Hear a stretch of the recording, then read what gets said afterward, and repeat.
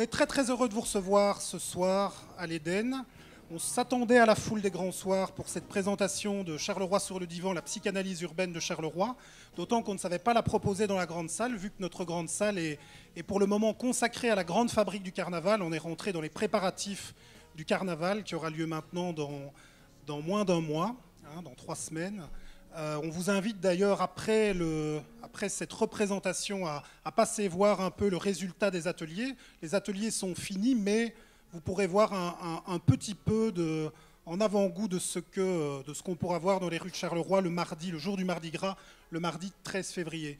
On salue aussi tous les gens qui n'ont pas eu la chance d'avoir une place et qui nous regardent en ce moment sur Charleroi HD, puisque cette soirée est retransmise en direct sur Charleroi HD, qu'on remercie chaleureusement.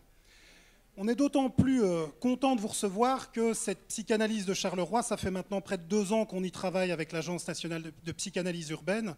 On est parti du principe que Charleroi avait peut-être quelques névroses, voire quelques psychoses, et qu'il s'agissait de les questionner et éventuellement envisager un traitement pour après aller mieux. Et puis cette psychanalyse, en plus, elle s'inscrit dans tout un travail plus important d'analyse partagée du territoire qui nous est demandé par le ministère de la Communauté française, le ministère de la Culture, puisque nous rentrerons d'ici quelques mois notre contrat programme 2020-2025. C'est donc en ce moment qu'on se projette sur les 5 à 7 ans à venir, et c'est pourquoi cette soirée de présentation de la psychanalyse urbaine de Charleroi sera suivie demain matin. Il n'y aura pas d'échange après l'intervention de l'ANPU, mais il y aura un forum demain dès 9h30 où nous mettrons en débat les grands enjeux, les grandes questions qui traverseront le contrat programme du Centre culturel pour cette période 2020-2025.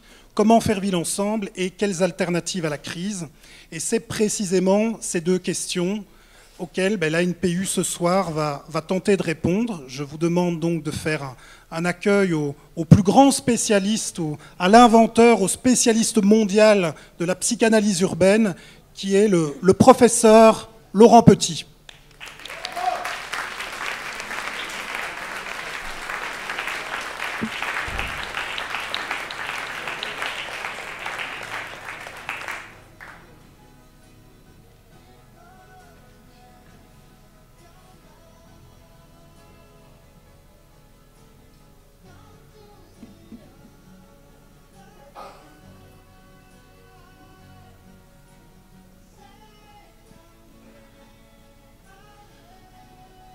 Bonsoir à tous. Et merci d'être venus si nombreux pour cette présentation des recherches que nous avons donc menées cette fois-ci à l'échelle du Grand Charleroi. Avant cela, on va revenir quand même sur les travaux que nous avions menés il y a maintenant un an et demi sur Charleroi Centre, au travers donc d'une présentation qui vous est donc proposé par l'ANPU, qui est donc l'Agence nationale de psychanalyse urbaine, et par le collectif Existe, qui est donc l'agence d'architectes à l'origine de cette initiative. Parce qu'il faut savoir en effet que les recherches que vous allez découvrir à l'instant, eh bien, elles font partie d'un plus vaste projet qui va donc consister à psychanalyser le monde entier. Le monde entier que l'on voit ici.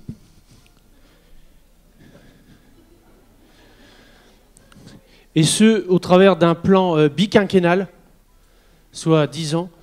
Un plan biquinquennal qui devrait voir son aboutissement le 24 décembre 2018. C'est un lundi, je crois, à 23h, à Genève, devant le siège de l'ONU. Venez nombreux, puisqu'un vin chaud vous sera proposé lors de la proclamation des résultats.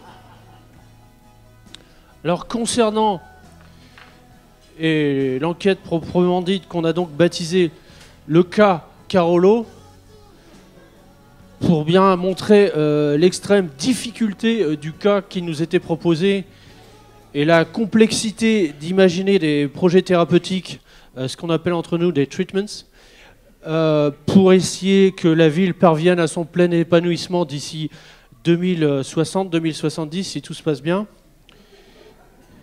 Eh bien, je ne sais pas ce qui s'est passé. Est-ce que quelqu'un parmi vous a des armes? Je ne sais pas. Enfin bref. Comme c'est la tradition, on va donc remercier tous les partenaires du projet. On va commencer par le Centre culturel de l'Éden, l'association Asphalt, la Charleroi Académie de Charleroi. Merci également à tous les organismes qui nous ont prêté leur concours, comme les archives, qui nous ont prêté toutes sortes de documents que vous allez découvrir à l'instant.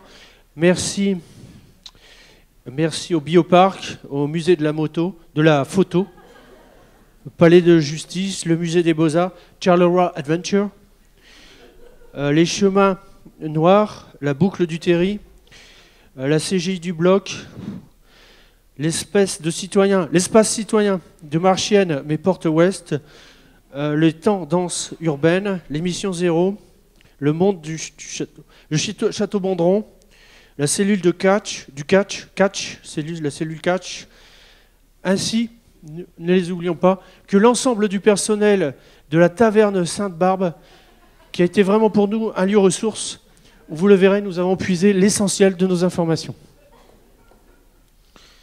Et merci bien évidemment à l'ensemble des les bénévoles, qui nous ont prêté leur concours lors des 4 opérations d'Yvan menées à Charleroi, opérations d'Yvan qui nous ont permis de mieux cerner la personnalité de la ville à travers la parole de ses habitants. Des habitants qui, on le voit, étaient invités à répondre à un questionnaire chinois où on leur proposait par exemple de comparer la ville à un fruit ou à un légume. Alors c'est le brocoli, le chou-fleur et le chou qui sont souvent revenus dans la conversation, de par visiblement la topographie singulière de la ville, et aussi, disaient les gens, parce que c'est une ville lourde à digérer, qui fait faire des gaz. C'est assez douteux. Bon, bref, on a eu des gens qui prétendaient que la ville ressemblait à un topinambour, de la forme pas très bien définie de la ville, qui disait cette personne n'a ni queue ni tête.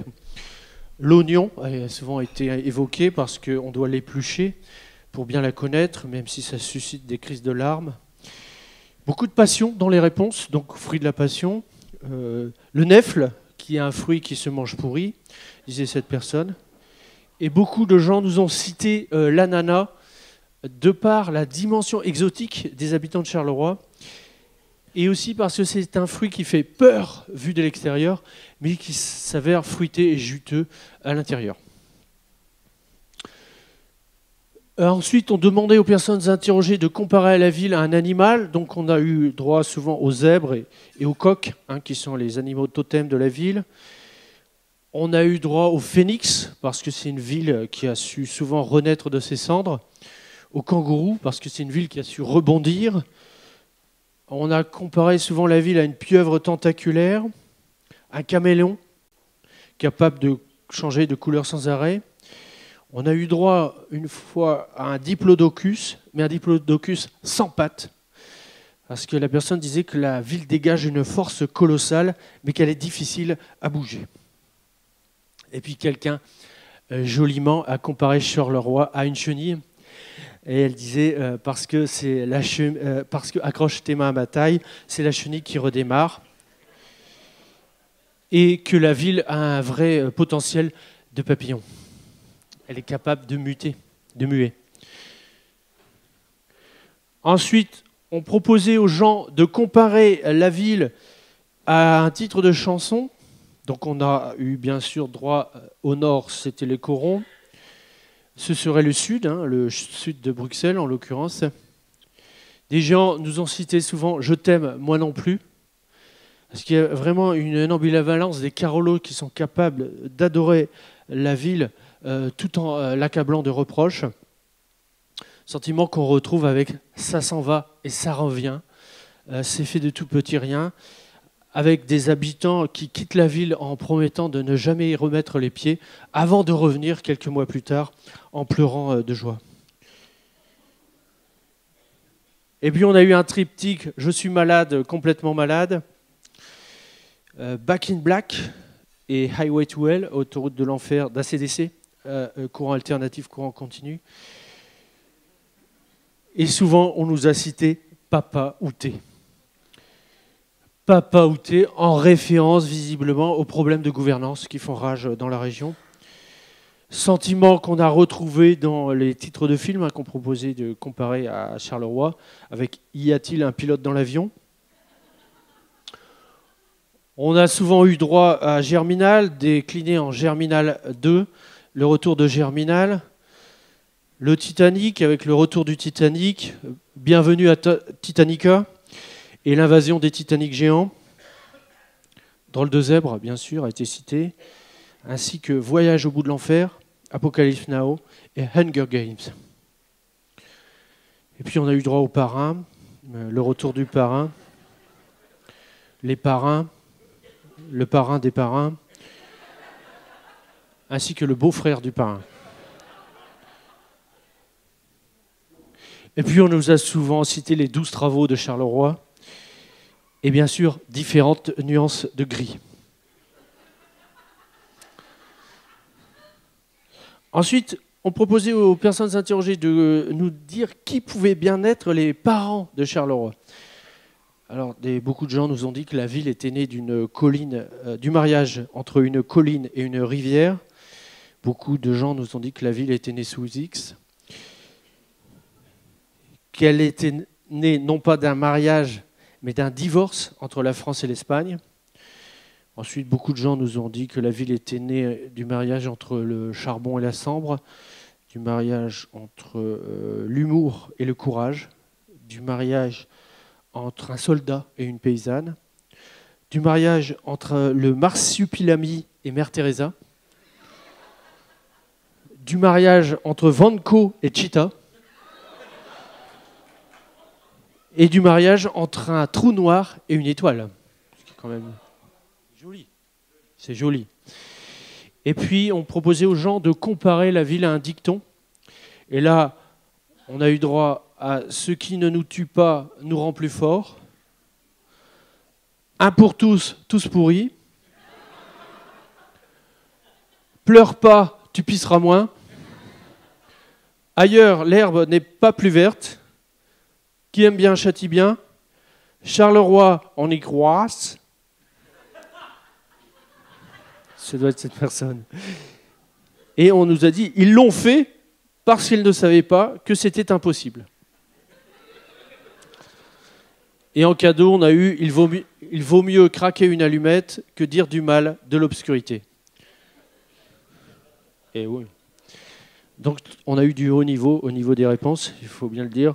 Et puis pour terminer, on proposait aux gens de dessiner la ville de Charleroi. Donc on a eu des versions extrêmement bucoliques avec le zèbre, avec le marsupilami, les terris. Des versions extrêmement tendres, comme on le voit ici. Et oui, des versions souriantes, bien sûr. Des versions monstrueuses, avec des clins d'œil appuyés au ring, au fameux ring, que vous connaissez bien, à la tradition sidérurgique de la ville, bien sûr, aux travaux, bien évidemment. Et puis on a eu évidemment des clins d'œil au baraki, comme le suggère ce couteau, qui après enquête s'est effectivement avéré être un sac à main qui avait dérobé ce baraki.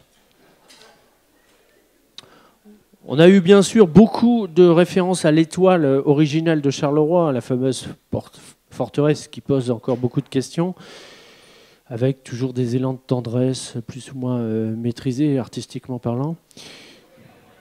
Et des notions d'enfermement qui revenaient sans cesse, avec l'enfermement que provoque le ring, avec il y a toujours cette bonne humeur Carolo qui est quasi endémique, cette sérénité malgré tous les problèmes. Et cette sensation d'emprisonnement qu'on voit immortalisée avec ce coq wallon ou Carolo emprisonné, comme si quelque part à l'intérieur même de Charleroi, quelque chose n'arrivait pas à s'exprimer. Et puis beaucoup d'élan de tendresse, hein, ça s'en va, ça revient, je t'aime moi non plus.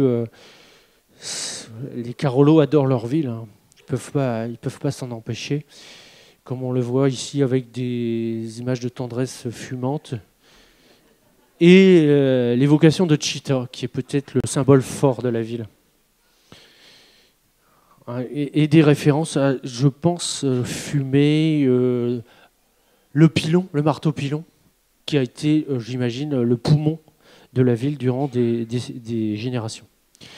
Bon, bien sûr, on nous a beaucoup évoqué les problèmes économiques de la ville et les élans de solidarité d'une population capable de supporter les problèmes de la ville, je ne sais pas comment, avec des forces souvent insoupçonnées. Et puis là, une question, je ne sais pas laquelle. Il y a quand même un problème encore d'identité à Charleroi, alors que là, c'est plutôt... Et là aussi, on a l'impression que a surgi au cours de la conversation l'image du Grand Charleroi. Considéré, on le voit comme une sorte de nébuleuse, un peu labyrinthique, mais qui quand même porte ses fruits, comme le suggère cette représentation, avec là quelque chose d'assez énigmatique. Mais si vous regardez bien, on a vraiment la figure du Grand Mons, avec les communes qui partent un peu dans tous les sens. Mais globalement, on constate une cohérence avec la mise en spirale de l'ensemble, comme si, inconsciemment, bien sûr, le Grand Mons avait trouvé un sens commun à l'ensemble. Un sens commun qu'il nous reste à trouver ou à inventer de toutes pièces.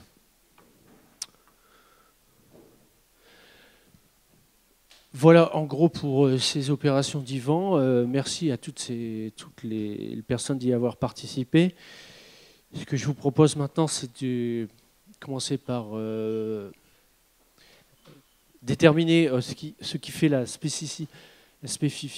singularité névrotique de la ville, en commençant par mettre en perspective l'arbre généalogique de Charleroi, même si vous allez le voir, il s'agit plutôt d'un arbre mytho-généalogique, puisque la plupart des ancêtres que nous avons pu détecter vont s'avérer être des ancêtres mythologiques. À commencer, on la voit ici, par une sorte de mer tropicale qui jadis, il y a des centaines de millions d'années, recouvrait l'ensemble de la région à la manière d'un liquide amniotique géant. Un liquide amniotique où a surgi régulièrement une forêt tropicale extrêmement luxuriante, tellement luxuriante qu'elle finissait par s'effondrer, être recouverte par la mer avant de renaître et de s'effondrer à nouveau, avant de renaître et de s'effondrer à nouveau. Et ça, plusieurs centaines de fois. Et ce phénomène extrêmement curieux a sans doute eu comme conséquence la formation dans le caractère inconscient de la région d'une capacité à s'effondrer et renaître régulièrement. S'effondrer et renaître comme si la ville et la région possédaient au fond d'elles-mêmes une capacité de résilience. Vous le savez comme moi que ces phénomènes géologiques ont créé des couches de charbon, le charbon qu'on peut considérer comme le père nourricier de la région, et ce d'autant qu'il est essentiellement composé de fossiles de fougères, comme si, lacaniquement parlant, planait dès l'origine le danger que la région soit gérée par des gens fragiles psychologiquement.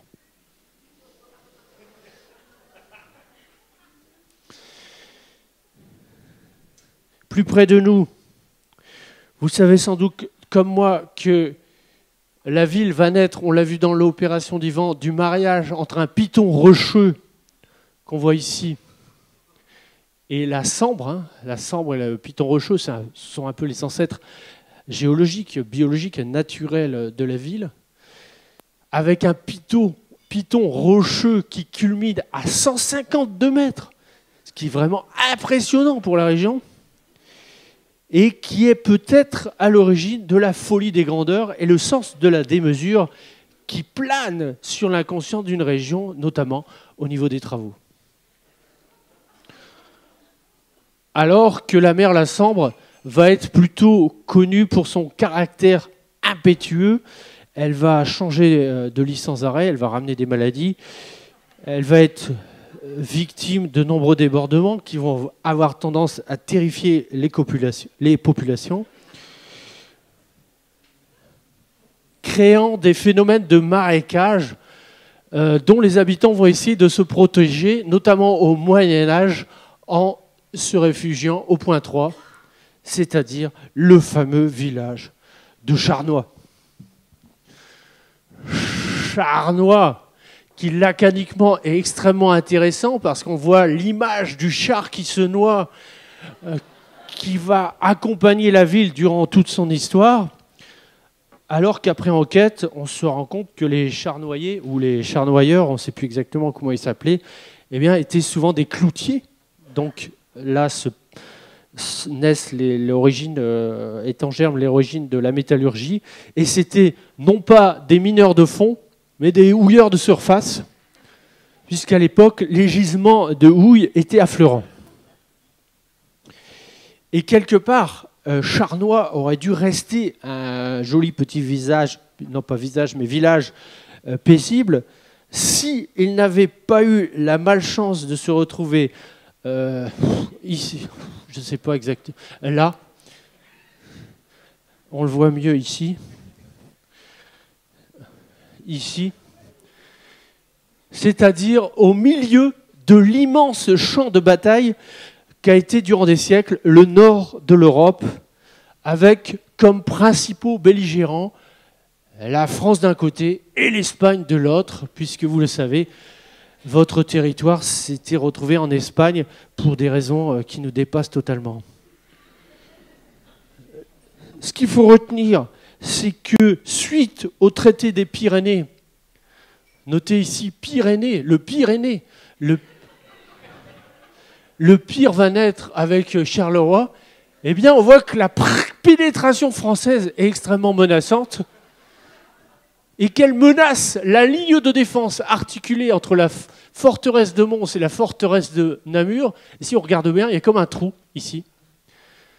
Un trou que vont combler les Espagnols en fondant la forteresse, en construisant la forteresse au sommet du Piton rocheux et en fondant la fameuse ville de Charleroi. Ce qui, psychanalytiquement, évidemment, lourd de conséquences, puisque on voit bien que ce ne sont pas les habitants de Charnois qui ont désiré cette forteresse. Donc on peut parler, bien sûr, avec le recul, de grossesse non désirée. On voit bien que cette ville a été créée pour combler un trou. Donc on voit que dès l'origine se met en place le fameux syndrome du trou. Je suis désolé, mais ça fait partie de ma mission de thérapeute de sauter à pieds joints dans le plomb.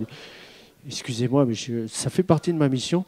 Et ce syndrome du trou, il faut bien le reconnaître, va accompagner la ville tout au long de son histoire, notamment lors de l'exploitation minière. Pire encore, on voit que cette ville va prendre le nom de Charleroi en hommage au roi d'Espagne de l'époque, c'est-à-dire Charles II, qu'on voit ici en train de signer l'acte de naissance de la ville, alors que de toute évidence, il s'agit d'un faux, puisque si on regarde avec soin ce document, que je vous demande de lire rapidement, eh bien, on s'aperçoit que Charles a été incapable de lire et d'écrire durant toute sa vie, et qu'il était même incapable, on le voit là et là, de s'exprimer, puisqu'il était affublé d'une langue démesurée qui débordait de sa bouche. Donc vous comprenez rien. Et donc, d'autant qu'en plus, il était atteint d'un prognatisme, on le voit ici, extrêmement spectaculaire, avec des dents de devant qui étaient derrière les dents du bas. Et c'était impossible de comprendre ce qu'il racontait. Ce prognatisme lui venait donc de son célèbre quadrisaïeul, qui était donc Charles Quint, dont le fils Philippe II avait eu la bonne idée de se marier avec sa nièce pour donner naissance à Philippe III, qui avait eu la bonne idée de se marier avec une cousine pour donner naissance à Philippe IV, qui avait eu la bonne idée de se marier avec sa nièce pour donner naissance à Charles II, dont vous pouvez imaginer le taux de consanguinité record, avec tous les handicaps qui vont avec, mais également le syndrome de Knecht-Neefmer, qui l'empêchait de se concentrer plus de 5 secondes. Il a été victime de l'épilepsie, avec une moyenne de 5 crises par jour, avec des pointes jusqu'à 25. Il a été victime d'hallucinations au point de tuer un courtisan qu'il a pris pour un loup. Et il a aussi été victime de syphilis congénitale, ce qui fait qu'il a été incapable de faire sa puberté et donc incapable de se reproduire malgré 2 mariages forcés. Sa disparition, on le voit ici, et là,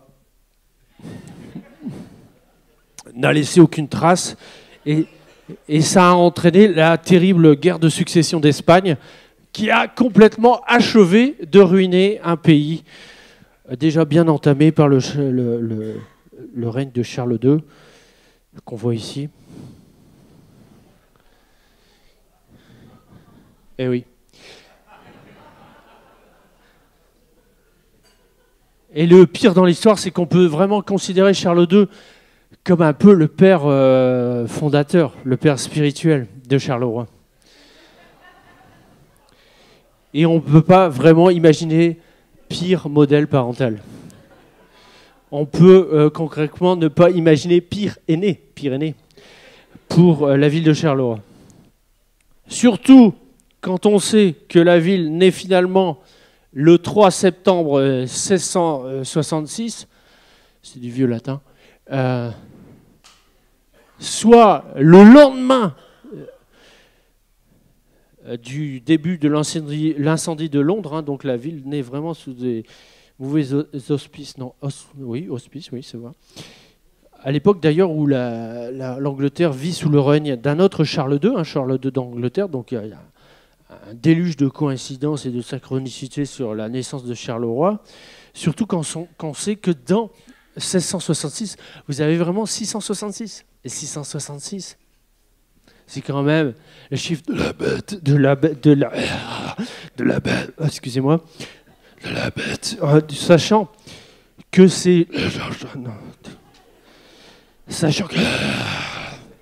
Je suis avec vous ce soir, mettez-vous tout nu. Faites l'amour ensemble. Non. Faites l'amour.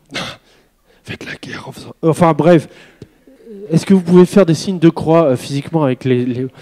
Oui. Faites des... Voilà, merci. Donc 666, c'est un concept inventé par un certain Jean, dans l'Apocalypse Saint-Jean, pour personnaliser par un chiffre 666, ce qui se fait de pire en manière de gouvernance politique. Et pour trouver ce chiffre, Saint Jean s'était inspiré de Néron, merci. Néron qui, vous le savez, avait mis le feu à sa ville, Rome, pour s'inspirer et écrire des poèmes que personne n'a lus finalement. C'est tout ça, excusez-moi, pour... Dégage. Fous le con. Tout ça pour donner naissance à Charleroi, qui, si vous faites bien le calcul, n'est pas né sous une bonne étoile. Même si morphologiquement, elle ressemble vraiment à une étoile. On peut même dire, après enquête, que la ville est née sous une mauvaise étoile. Une étoile tellement mauvaise qu'on a donc, vous le savez sans doute, qu'on s'est donc penché sur le thème astral de Charleroi.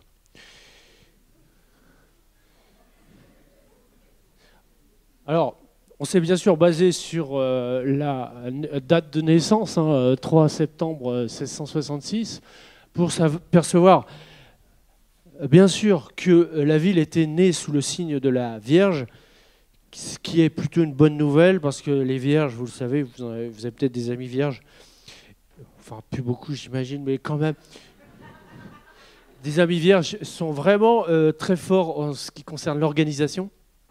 Elles réfléchissent beaucoup et elles sont capables d'organiser des projets très compliqués, ce qui est un peu la singularité de la qualité de Charleroi.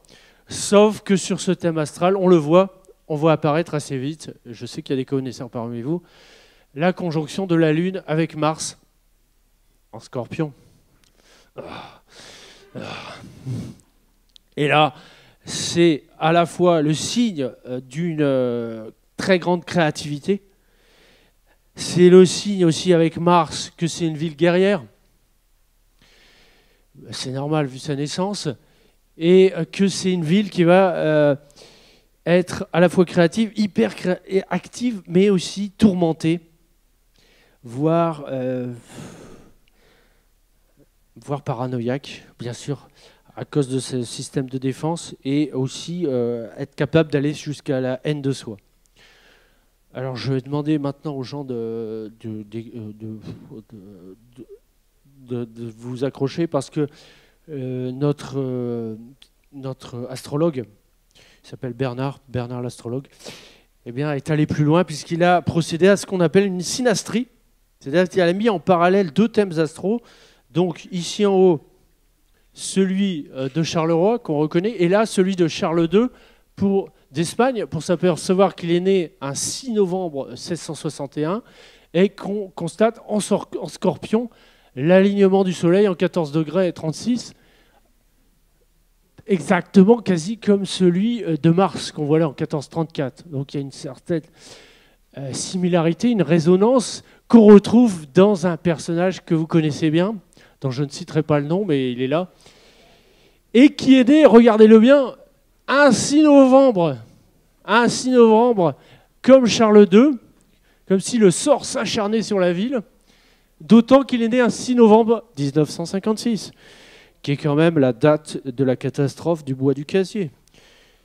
Et oui, c'est horrible. Bien sûr, avec en plus un alignement du soleil en 13 degrés 50 qui résonne, bien évidemment, avec le 14 degrés ici et le 14 degrés là-bas. Je suis désolé, mais c'est notre travail de thérapeute de presser le furoncle, même s'il éclate à la face de ses habitants. Surtout que ça ne s'arrête pas là, puisque, vous le savez sans doute, les Espagnols abandonnent la ville en mai 1667, donc 8 mois après la fondation de la ville, ce qui fait que ils dynamitent la ville, ils incendient Charleroi, ce qui fait qu'au niveau psychanalytique, on peut considérer que les parents de Charleroi procèdent à un avortement doublé d'un abandon intra-utérin et d'un parricide. Par chance, rassurez-vous, les Français, les vaillants Français, les Français exemplaires, avec Louis XIV, le roi Soleil, qui va redonner de la splendeur à l'ensemble, récupèrent le bébé en le confiant au marquis de Vauban, qui, avec le talent que l'on sait, va quelque part structurer psychiquement et urbanistiquement Charleroi en faisant une citadelle à la Vauban. Sauf que, malheureusement, on voit ici qu'il met en place le concept de ville haute et de ville basse. Ça a donc une bipolarité urbaine qui va bien sûr entraîner des dédoublements de la personnalité, voire même des triplements de la personnalité avec la formation plus tard de la ville intermédiaire. Je suis désolé. Ensuite, en 1678, je crois, les Espagnols récupèrent le bébé en le retournant comme une crêpe, comme le suggère cette peinture visiblement, d'après des experts interrogés à la taverne Sainte-Barbe, une peinture visiblement composée par un ancêtre de Salvador Dali. Ce qu'il faut retenir, c'est que quelques années plus tard, Charleroi, récupéré par les Français et par le fameux Louis XIV et son fameux cheval, était capable de tenir des heures durant en équilibre sur les pattes arrière pour les besoins de la peinture. Ensuite, la ville se retrouve aux mains des Autrichiens, puis des Espagnols, puis des Français à nouveau qui avaient, semble-t-il, oublié des affaires. Et puis, c'est le tour à nouveau des Espagnols qui s'étaient perdus. Et puis, c'est encore les Autrichiens, je crois, avec, je crois, entre 1666 et 1830, une ville de Charleroi qui change 14 fois de père adoptif. Ce qui n'a bien sûr pas aidé à structurer psychiquement la ville naissante, sauf bien sûr lors de la période française, avec, on le voit ici, le rattachement de Charleroi au fameux département de Jemappes. Alors, bien sûr, avec le recul, on peut considérer ça comme une sorte d'humiliation administrative. Mais quand même, les Français vont initier là un début de traitement, puisqu'ils vont rebaptiser Charleroi en Chars-sur-Sambre, puis en Charles-sur-Sambre, avant de tenter Libre-sur-Sambre. Les Carolos s'appelaient à l'époque des Libres-Sambriens, ce qui était vraiment incompréhensible. Mais visiblement, ça a fait du bien à la ville, puisque, vous le savez, elle va adopter à l'époque le coq gaulois en guise de blason. Des experts napoléoniens que j'ai pu interroger lors de manœuvres me prétendant, je pense que c'est vrai, que Napoléon avait donc imaginé un moment d'organiser la bataille de Waterloo à Charleroi, sauf qu'il s'était aperçu, arrivé sur place, qu'entre-temps, les remparts avaient été démantelés. Ce qui est certifié par cette citation où Napoléon dit « J'aurais dû fortifier Charleroi. C'est une faute qui m'a coûté cher. » Et on voit que la face de l'histoire a ainsi été retournée. Et ça a humilié les Français. Et merci Charleroi. Enfin bref. Ce qu'il faut retenir dans notre analyse, c'est que les Hollandais vont réparer cette faute en relançant quelque part le syndrome maniaco-constructif et maniaco-défensif de Charleroi, en reconstruisant les remparts et en les étendant quasi à l'infini, avant que ne survienne, j'ai envie de dire, un tournant vraiment dans l'histoire, enfin un événement heureux dans l'histoire de Charleroi, c'est la fameuse guerre d'indépendance de 1830, là, une guerre d'une violence inouïe, puisqu'elle a fait 3 blessés légers, dont ce soldat qui fait semblant d'être mort courageusement. C'est en tout cas grâce à cette guerre que Charleroi va enfin trouver un environnement familial et affectif digne de ce nom, et qu'elle va abandonner un peu sa carrière militaire pour tordre la main et aux ingénieurs, et aux capitaines d'industrie, et aux investisseurs privés. C'est le grand début de la révolution industrielle, où symboliquement Charleroi se fait féconder par un train qui la prend par derrière. Elle se fait aussi féconder par un canal sur le côté. Elle a une sexualité débridée, on le sait. Et ça va faire naître une grande aventure, puisque ce canal est relié à Bruxelles. Il est lui-même relié à Anvers, Antwerpen, pour créer quelque part l'axe ABC Axe, qui va être, durant toute la révolution industrielle, la colonne vertébrale d'un pays en pleine expansion, puisque la Belgique, à l'époque, va devenir la 2e puissance industrielle du monde, après l'Angleterre, avec Charleroi qui en est un peu la locomotive. C'est pour cela que fécondée à la fois par un train et un canal, elle va accoucher de toutes sortes de petits monstres, des monstres urbains, des puits de mines, des usines métallurgiques, des usines sidérurgiques, toutes sortes d'usines, le tout formant, on le voit ici, un vaste marécage industriel qui reprend finalement le modèle parental féminin de la Sambre qui générait, on s'en souvient, des marécages. Donc période de prospérité sans précédent pour la ville, au point qu'elle abandonne sa vocation défensive en démantelant les remparts, ce qui laisse un vaste espace libre en cœur de ville, on le voit ici, où elle va pouvoir faire naître sa propre ville quelque part, une ville extrêmement colorée que vous connaissez peut-être, c'est la ville de l'exposition industrielle de Charleroi, une ville géante, hein, puisque là, c'est un bâtiment qui, je crois, est occupé par le SP22, PS22. Voilà.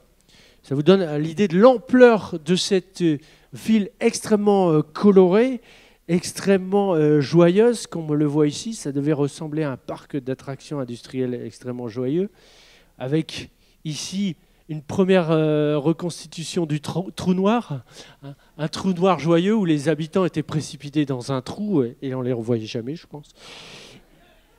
Et ce sens de la démesure qu'avaient les Carolo, puisque on nous a raconté que les terris avaient été repeints en blanc pour suggérer ici les Alpes, là le mont Fuji au Japon, et ici, le mont Kilimandjaro. Mais c'est un peu raté. En tous les cas, l'exposition industrielle de Charleroi constitue un peu... Là, c'est l'affiche publicitaire qui fait peur aujourd'hui, mais qui, à l'époque, attirait des gens. C'est vrai. C'est assez terrifiant, mais ça attirait des millions de personnes. On ne sait pas pourquoi. Peut-être que la ville... Non, chut, tais-toi. En tout cas, ça montre une période d'apogée pour la ville, une sorte d'apogée avant, malheureusement, qu'elle ne s'effondre avec la guerre 14 et l'invasion des Allemands, qu'on voit ici faire un selfie géant. Des Allemands qui vont démanteler le tissu industriel, ravager la ville, se jeter dessus à pieds joints, l'abattre à coups de hache, la laminer.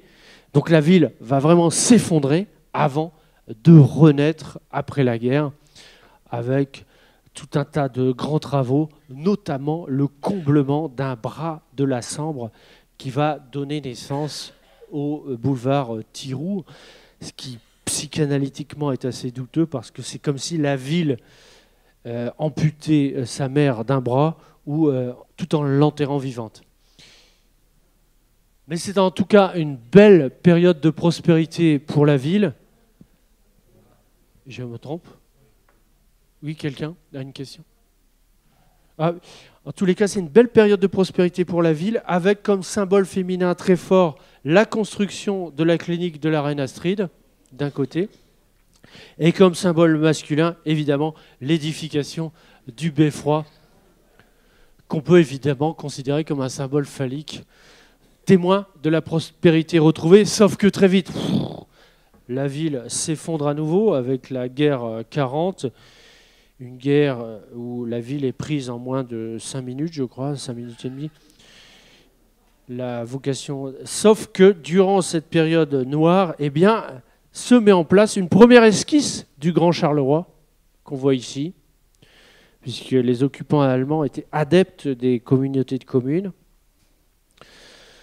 Donc période noire, beaucoup de destruction due à des bombardements alliés, parce que Charleroi était un outil industriel important.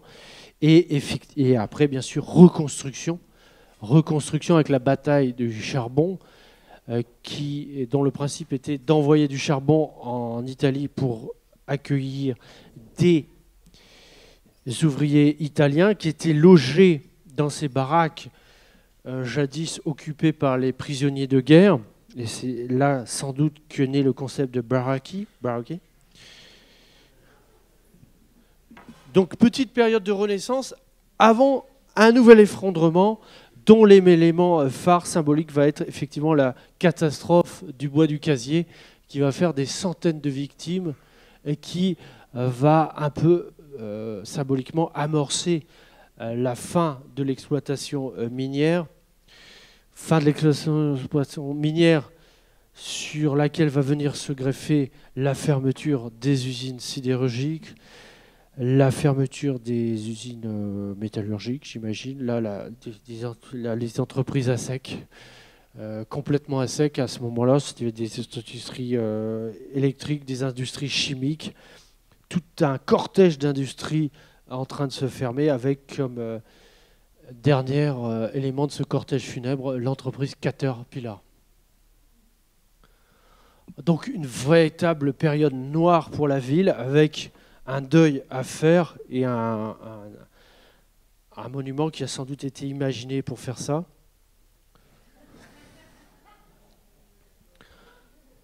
Alors que paradoxalement, et c'est ça qui fait toute la force de Charleroi, est entretenu en même temps le fameux syndrome maniaco-constructif avec notamment ce fabuleux projet de métro. Le fameux métro Carolo qui est vraiment une fierté de la ville, même si, on le sait, la plupart des stations sont abandonnées ou encore à l'état de spectre, qui permettent quand même de jouer au train fantôme. Autre élément phare de ce syndrome maniaco-constructif encore actif dans l'histoire de Charleroi, c'est évidemment le ring. Le fameux ring qu'on voit ici, qui symboliquement et psychanalytiquement parlant est extrêmement fort, puisque si vous le regardez bien, vous constatez qu'il est monté sur pilotis, sur des sortes de piliers, comme si, concrètement, le tout formait une couronne, mais à l'envers, avec derrière la figure du Charleroi déchu, déçu. On peut aussi, symboliquement, considérer ce ring comme une sorte d'anneau gastrique d'une ville, à l'époque, on est au début des années 70, à qui on invite de se serrer la ceinture. Et ça peut être considéré aussi comme un anneau d'alliance, tendu par Charleroi-Centre vers les villes avoisinantes pour se fiancer, se marier et fonder la fameuse communauté de communes du Grand Charleroi, du Big Charleroi, qu'on voit ici, qui a été inauguré le 7 janvier 1977 à 15h, ce qui nous a bien sûr incité à faire le thème astral du Grand Charleroi. Pour voir ici qu'il y a que Uranus, regardez-la bien, est à 11 degrés de Scorpion. Exactement comme la Lune en Scorpion du Charleroi originel. Donc on a vraiment une coïncidence cosmique, d'autant plus positive pour Charleroi que Uranus, tenez-vous bien, c'est le symbole à la fois de la révolution, du changement, mais aussi de la science, du progrès, des nouvelles technologies.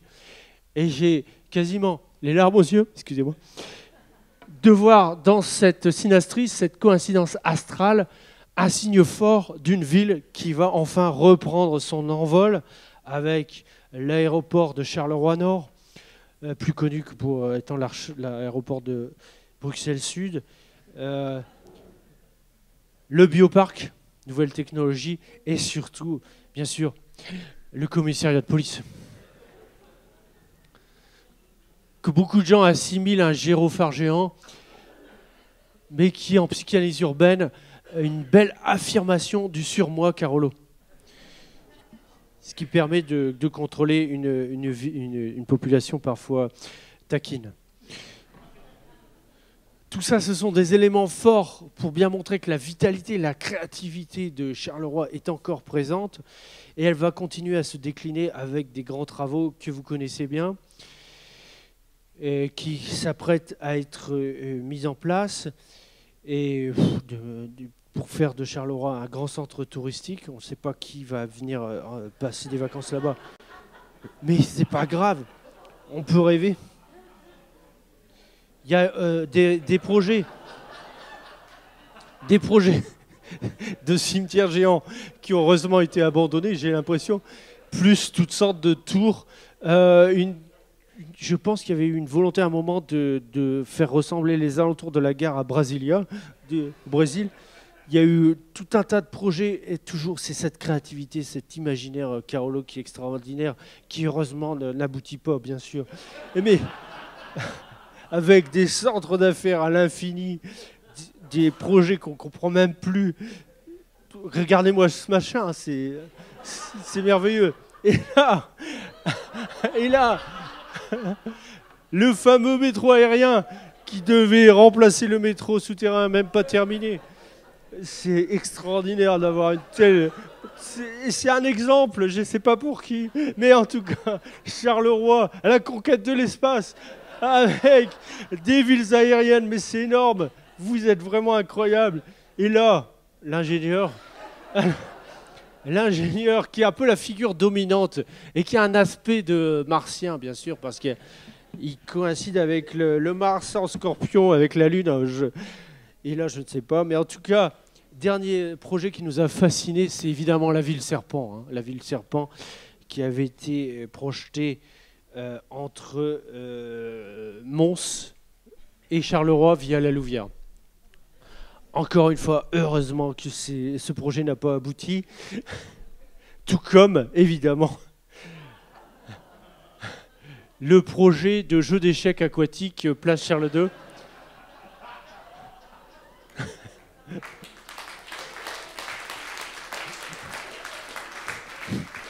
Je crois que vous le reconnaissez et que vous l'avez apprécié. D'après nos experts interrogés à la Taverne Sainte-Barbe, c'est l'entreprise ASEC, complètement ASEC, qui devait gérer ce projet aquatique qui n'a pas abouti. Et heureusement, parce qu'effectivement, l'idée derrière ça, c'était de rebaptiser la place Charles II en place aux échecs. Et ça n'aurait fait qu'accentuer le problème de confiance de la ville. Alors face à une telle démesure, cette folie des grandeurs, cette hyper-créativité, cet imaginaire débridé, c'est vrai que la NPU était un peu intimidée au niveau des propositions de treatments, les traitements, qui permettront, je l'espère, à ce que la ville parvienne à son plein épanouissement d'ici 2100, 2150. C'est pour cela que, comme premier projet, bien sûr, nous nous sommes penchés sur ce qu'on appelle en psychanalyse urbaine un PNSU, un point névrostratégique urbain, qui est donc le ring qu'on voit ici,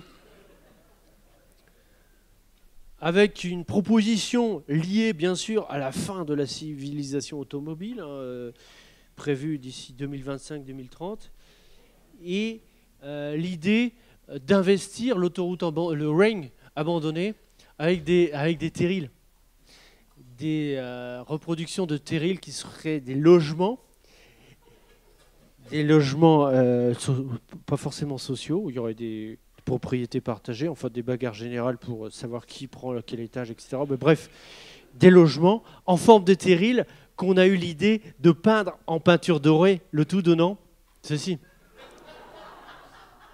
Une sorte de couronne géante qui permettrait à Charleroi de reprendre sa dimension royale.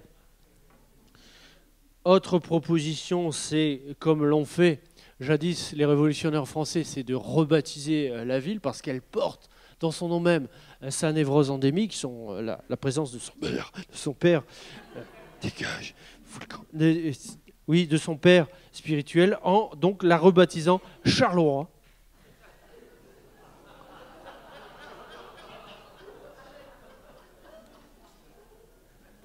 En référence bien sûr à Charlot et la bonne humeur qui fait rage dans la ville.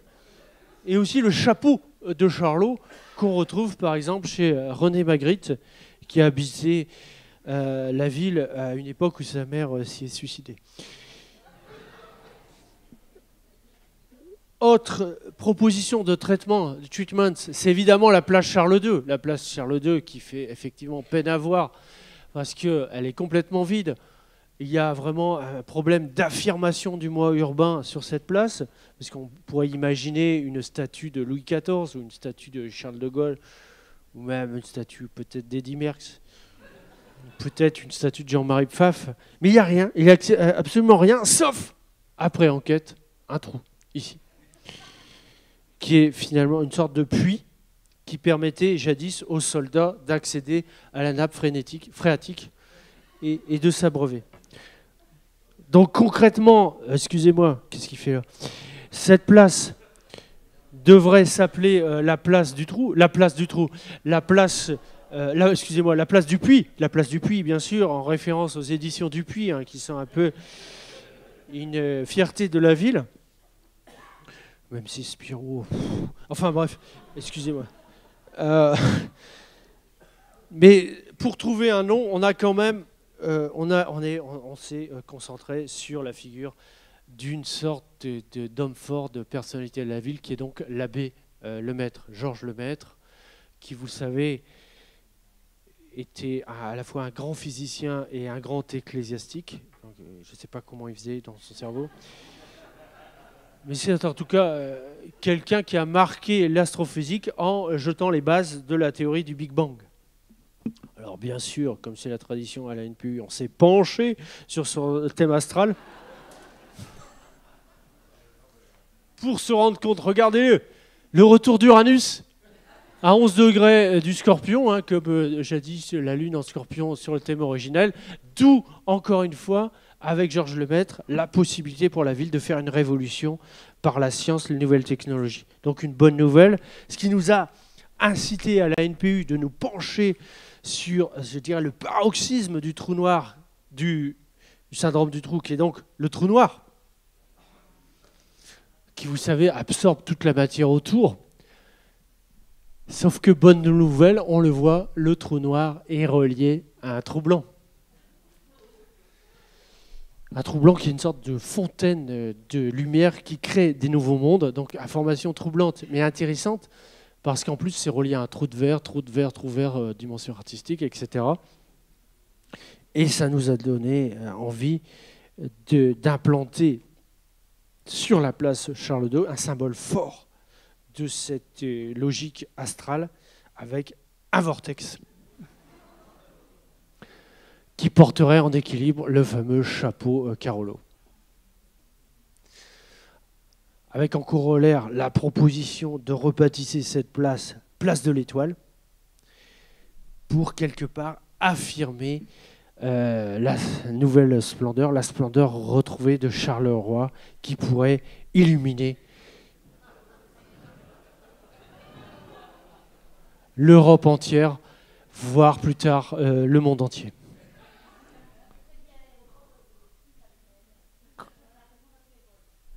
Comment ?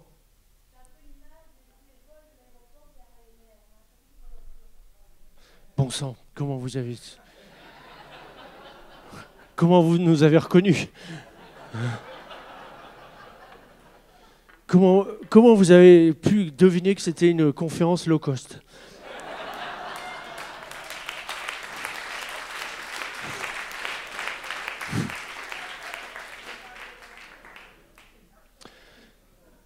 Alors ça, ce sont les résultats obtenus lors de notre première enquête il y a donc 1 mois et demi. Il faut savoir qu'entre-temps, le Centre culturel de l'Éden a lourdement insisté pour qu'on affine le projet. Et pour ce faire, on a donc sillonné les alentours.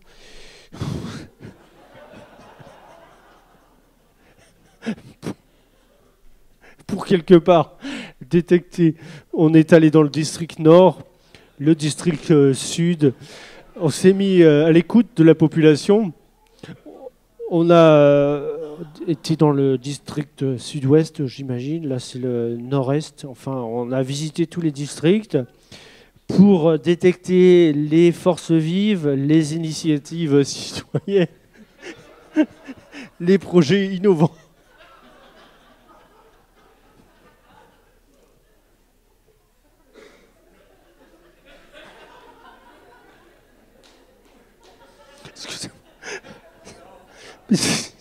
c'est vrai. Oh, ça c'est toi.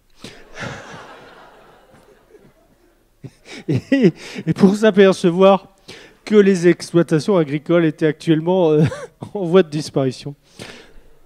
Menacées, bien sûr, par l'étalement urbain, le mitage et surtout la spéculation immobilière.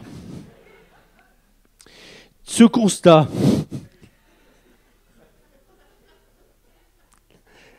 nous a incité quelque part à imaginer un vaste projet d'agriculture urbaine qu'on a essayé de modéliser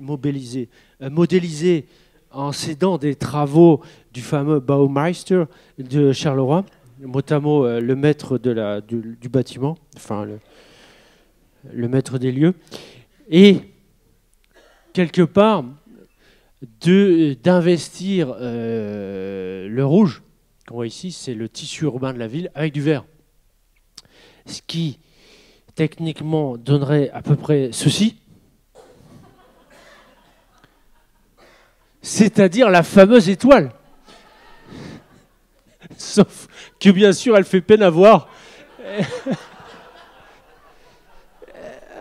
Elle est un peu mal dégrossie. Et il est bien sûr nécessaire d'affirmer ses contours et de la renforcer quelque part. C'est pour cela qu'on s'est inspiré dans nos projets du fameux label AOC, AOC, appellation d'origine contrôlée, qui permet aux agriculteurs français de diffuser leurs produits en multipliant les prix par 4. Et partant de ce concept, on a imaginé, en s'aidant de la charte graphique, le label noir. Un label noir qui permettrait de promotionner l'agriculture locale, par exemple avec du lait noir, du miel noir, du fromage noir de chèvre ou de fromage de chèvre noir. Mais bien sûr, on pourrait décliner ça avec des pommes de terre noires, des carottes noires, des noix noires, voire des navets noirs ou des radis noirs, mais ça ne marcherait pas avec les radis noirs, ou des aubergines noires, voire de l'eau noire, ou de l'eau pétillante noire avec des bulles noires. Enfin bref, il y a un potentiel. Surtout qu'on pourrait utiliser ce label pour des nouveaux produits innovants, comme le jus de bouleau. Le jus de bouleau qui, lors de nos enquêtes, s'est avéré être une sorte de médicament naturel qui permet à l'organisme de procéder à un drainage naturel du foie, du rein, du pancréas, de la peau, et le tout en même temps.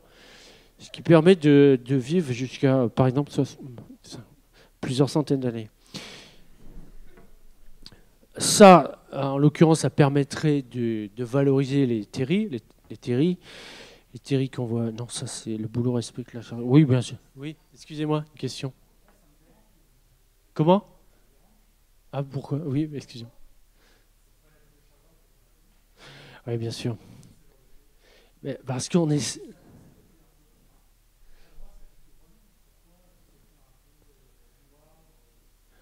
Ah. Non.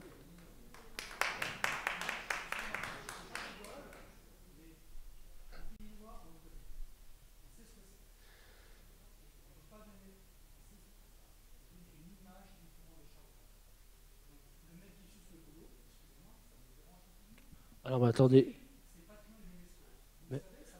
Mais bien sûr, mais c'est une histoire. Mais monsieur, mais c'est. Mais moi j'ai honte d'être français. Mais non, moi aussi j'ai honte d'être français. Mais excusez-moi. Mais bien sûr que c'est pas facile d'être français, je comprends. Mais avec tous les colonies, excusez-moi. Mais excusez-moi, la sève de bouleau, c'est. Mais c'est un concept qu'on a détecté dans le Jura, qui est quand même un territoire français. Bien sûr, elle a été rattachée dans la douleur. Mais c'est ça la France, c'est aussi des colonisations forcées, excusez-moi. Je ne sais pas quoi faire. Mais vous êtes français, vous n'avez pas de second degré. C'est normal.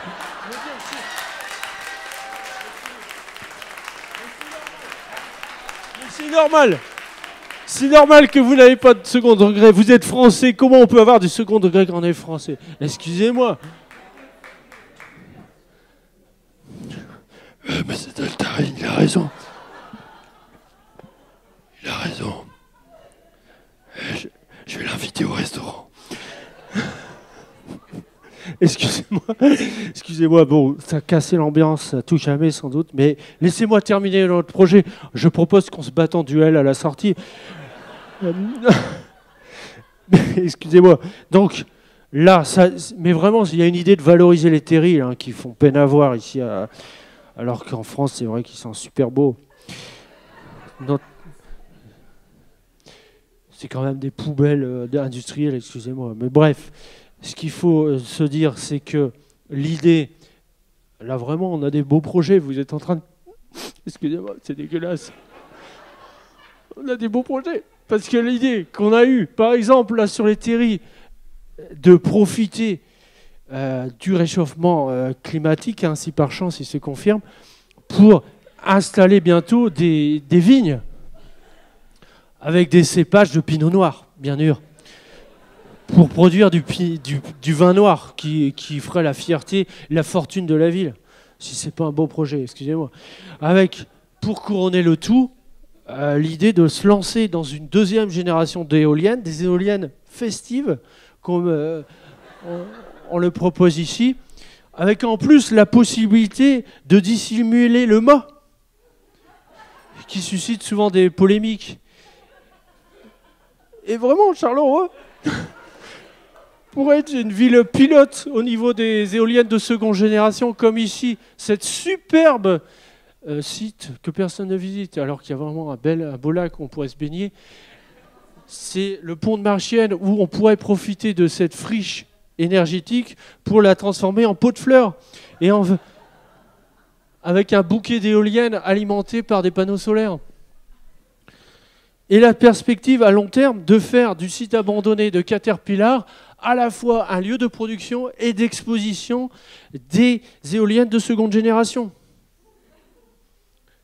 qui pourrait attirer l'attention de visiteurs venus via l'aéroport qu'on voit ici, et qui, il faut le savoir, il faut vous y préparer, mais vous êtes habitués aux effondrements et à la renaissance, va devenir obsolète avec l'interdiction progressive du trafic aérien d'ici 2025-2030.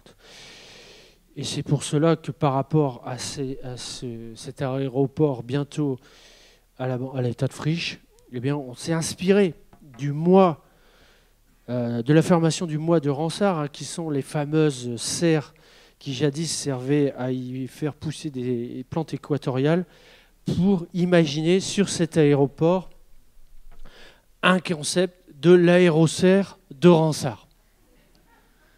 Le concept étant d'imaginer une serre géante dont les piliers seraient constitués par des carcasses d'avions entremêlés, ce qui permettrait de faire pousser des plantes équatoriales géantes, des plantes UHT, ultra haute technologie, qui permettraient de travailler la luminescence végétale avec des élevages de vers luisants qui permettraient peu à peu de remplacer l'éclairage public en Belgique, notamment sur les autoroutes.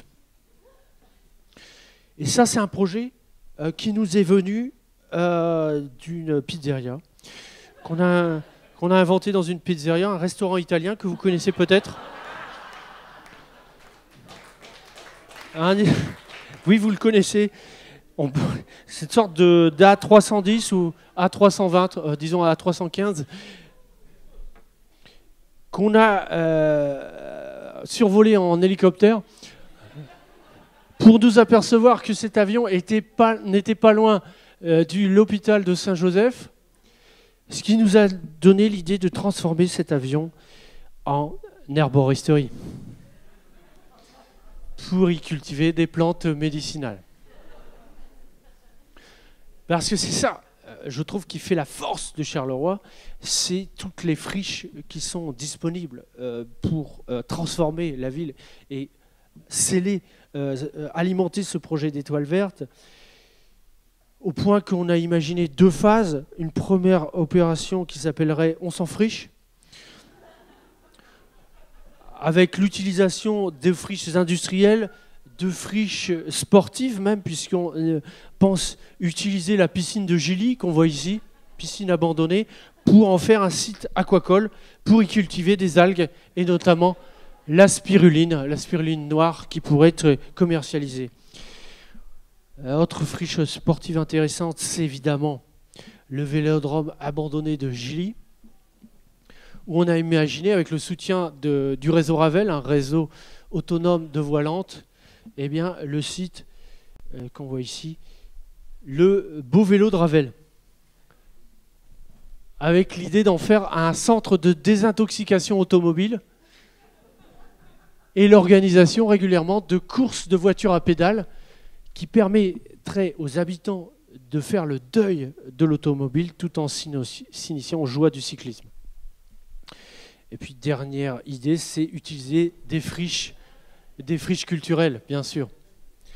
Les friches culturelles, avec la proposition, bien sûr vous n'êtes pas obligé d'accepter, quelque part de mettre en scène une sorte de ferme tropicale où on cultiverait et des bananes noires, des ananas noirs, des kiwis noirs, avec en vis-à-vis des tomates noires que les agriculteurs pourraient lancer pour faire tomber les bananes noires. Ça, c'est une première phase, on s'en friche. La deuxième phase serait quand même plus, demanderait quand même plus d'efforts de la part de la population. On l'a baptisé « On s'en friche complètement ». Avec, à l'échelle 2030, je dirais, l'utilisation des de la mise en place de zones agricoles dans les zones de 4 façades, qui deviendraient des zones à débâtir, où on utiliserait les jardins adjacents pour en faire des zones agricoles, et les bâtiments pour y cultiver dans les garages des champignons, pour en faire des champignonnaires, d'où champignons noirs, les fossés pour faire des algues noires, et les haies et des maisons à verre pour en faire de la farine noire, de la farine d'insectes qui remplacerait peu à peu les protéines animales. Avec bien sûr au milieu un potager réservé aux potes âgés. Le concept étant d'abriter ici une colocation intergénérationnelle avec des vieillards qui garderaient les enfants, des enfants qui bientôt seront abandonnés par leurs parents, obligés d'aller travailler en Chine ou pire encore en Afrique. Et pour couronner le tout de cette opération, on s'en friche complètement, la requalification de l'immense complexe industriel que vous reconnaissez bien en une sorte de méga friche, une métafriche, en un parc, un jardin des plantes géants, une sorte de Crystal Palace où on pourrait faire cultiver une sorte de jungle industrielle. Le concept étant de faire de cet endroit à la fois un lieu de mémoire et un clin d'œil, un hommage appuyé à la grand-mère originelle de Charleroi, qui est donc la forêt tropicale. Voilà, en gros, les quelques éléments constructifs de cette étoile verte, dont le premier élément est actuellement en cours d'étude, puisqu'il s'agit, on la voit ici, d'une sorte de friche qui se trouve à Marcinelle, dans le district sud, à quelques centaines de mètres de la gare. Durant notre enquête, on s'est aperçu que c'était une friche extrêmement vaste, large de 1,5 hectare, d'après nos calculs. Il s'agit en fait d'une friche militaire, puisqu'il s'agissait jadis d'une caserne qui s'est transformée durant les siècles en stand de tir pour la gendarmerie. Et on a donc découvert que c'était aussi un PNSU, un point névrostratégique urbain, un lieu de douleur, puisque 50 résistants ont été fusillés durant l'occupation. Donc c'est un lieu de résistance qui est actuellement investi par l'ASBL Revolver. Révolution verte, qui a le projet d'initier ici une ferme urbaine du tir à Marcinelle, avec une zone maraîchère, une ferme pédagogique, un marché d'artisanat d'art, plus un théâtre, une bibliothèque, un projet extrêmement ambitieux qu'on voit ici décliné avec les couleurs du Hippie Flower, avec donc un centre en forme de fleur qui pourrait donc être l'épicentre de la fameuse étoile verte, qui pourrait éclairer, guider à la fois l'Europe et l'ensemble du monde entier. Est-ce que vous avez des questions ?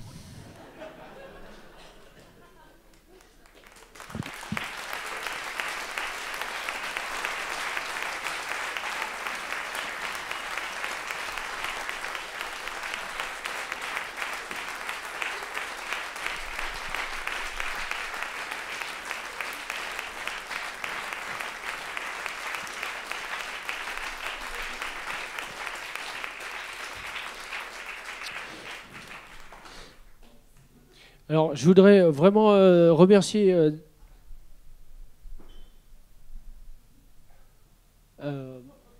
oui, toute l'équipe de la NPU, à commencer par Charles, qui est l'urbaniste enchanteur avec qui j'ai fait l'enquête, qui a imaginé tous ces projets. Je vous demande d'applaudir.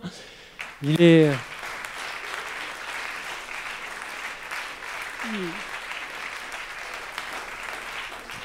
Il est caché quelque part par là.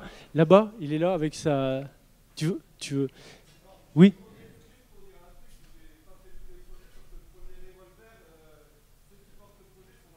Ah oui, d'accord. Donc vous pouvez aller le consulter pour voir comment organiser les chantiers. Merci à Camille Fauchère, Clémence Jost et Fabienne Kemener qui ont organisé l'opération, qui ont organisé les opérations d'Yvan. Et une fière chandelle, bien sûr à l'Eden, qui a pris le risque et qui a eu le courage d'imaginer tout ce projet, que je vous demande aussi d'applaudir chaleureusement.